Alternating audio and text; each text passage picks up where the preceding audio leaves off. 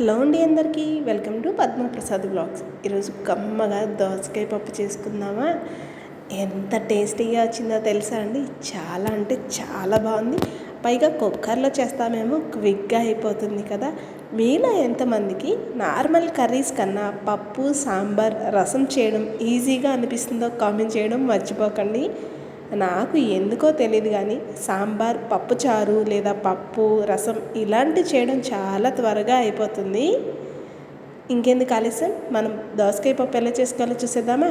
కుక్కర్లో ఒక కప్పు, నేను మెజర్మెంట్తో చేస్తానండి. ఏ పప్పు చేసినా చక్కగా కప్పు వరకు కందిపప్పు తీసుకొని నీట్గా వాష్ చేసుకున్నాను. పప్పుని 2-3 సార్లు వాష్ చేయండి సుమా, అప్పుడే పప్పు నీట్గా ఉంటుంది. లేకపోతే తెలియని దుమ్ము వస్తుంది పప్పులో. దీంట్లో 5 పచ్చిమిర్చి ముక్కల కింద కట్ చేసి వేశాను. ఒక చిన్న ఉల్లిపాయని చీలికల కింద కట్ చేసి వేశాను. ఇది కంప్లీట్గా ఆప్షనల్ అండి. నేను కొన్ని పప్పుల్లో వేస్తాను, కొన్నిటిలో వేయను. మీడియం సైజు టమాటాని కూడా చీలికల కింద కట్ చేసి వేసుకున్నాను. ఏ కప్పుతో కందిపప్పు వేసామో అదే కప్పుతో 2 కప్పులు దోసకాయ ముక్కలు సన్నగా తరిగి గింజలతో సహా వేసేసానండి. గింజలతో సహా వేస్తేనే పప్పు బాగుంటుంది సుమా, గుర్తుపెట్టుకోండి. చాలామంది గింజలు తీసేసి దోసకాయ పప్పు చేస్తారు. అలా కాకుండా ఇలా ట్రై చేయండి. పంటి కింద పప్పు గింజ తగులుతూ చాలా బాగుంటుంది. సరిపడా నీళ్లు పోసుకొని చక్కగా కాస్త పసుపు వేసుకొని విజిల్ పెట్టేసేసి మీడియం ఫ్లేమ్లో 3 విజిల్స్ వస్తే పప్పు సూపర్గా కుక్ అవుతుందండి. చూడండి, చక్కగా ఎక్కడేసిన గొంగాలు అక్కడే అన్నట్టు చక్కగా మొత్తం అన్నీ మెత్తగా అయిపోయినాయి కదా. నార్మల్గా పప్పు గరిటెతో జస్ట్ మెదుపుకుంటే సరిపోతుంది. దీనికి పప్పు గుత్తి, మ్యాషర్స్ ఇవేమీ వాడకూడదండి. అలా వాడడం వల్ల మరీ దోసకాయ ముక్కలు చెదిరైపోయి గుజ్జు గుజ్జుగా అయిపోతుంది. ఇలా చేయడం వల్ల అక్కడక్కడ పప్పు దోసకాయ గింజ తగులుతూ చాలా బాగుంటుంది. చిన్న నిమ్మకాయ సైజ్ అంత చింతపండుని నానబెట్టి గుజ్జు తీసుకొని వేసుకున్నానండి. మీకు ఇక్కడ సరిపడా పులుపు నీళ్ళని పోసుకొని కాస్త పప్పుని అడ్జస్ట్ చేసుకోండి. అదే అండి మీ చిక్కదనాన్ని బట్టి. చక్కగా నేను కాస్త సరిపడా అడ్జస్ట్ చేసుకున్నానా.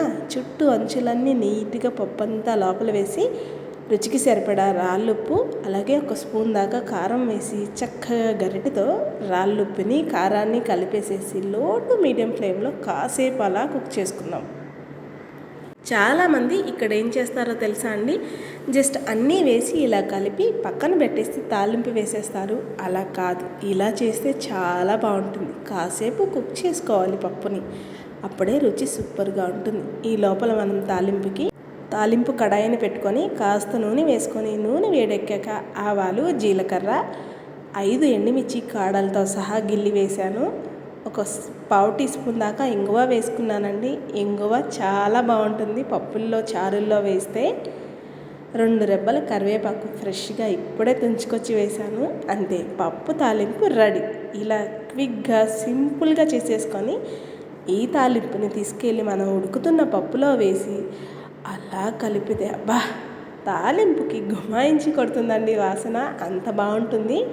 చూడండి, ఇప్పుడు స్టవ్ ఆపేసేసుకొని చక్కగా 1-2 సార్లు కలిపేసుకుంటే అంతే అండి, మన కమ్మని దోసకాయ పప్పు రెడీ.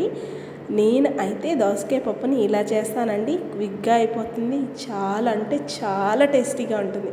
నచ్చిందండి మీకు ఈ వీడియో? అయితే లైక్ చేయండి, మన ఛానల్ని సబ్స్క్రైబ్ చేసుకోండి. నేను మరిన్ని కొత్త వీడియోస్తో మీ ముందుకు వస్తూ ఉంటానండి. అన్నట్టు మర్చిపోయాను, మీరు ట్రై చేస్తారు కదా ఈ దోసకాయ పప్పుని. ట్రై చేస్తే ఎలా వచ్చిందో కామెంట్ చేయడం మర్చిపోకండి. ఉంటాను మరి.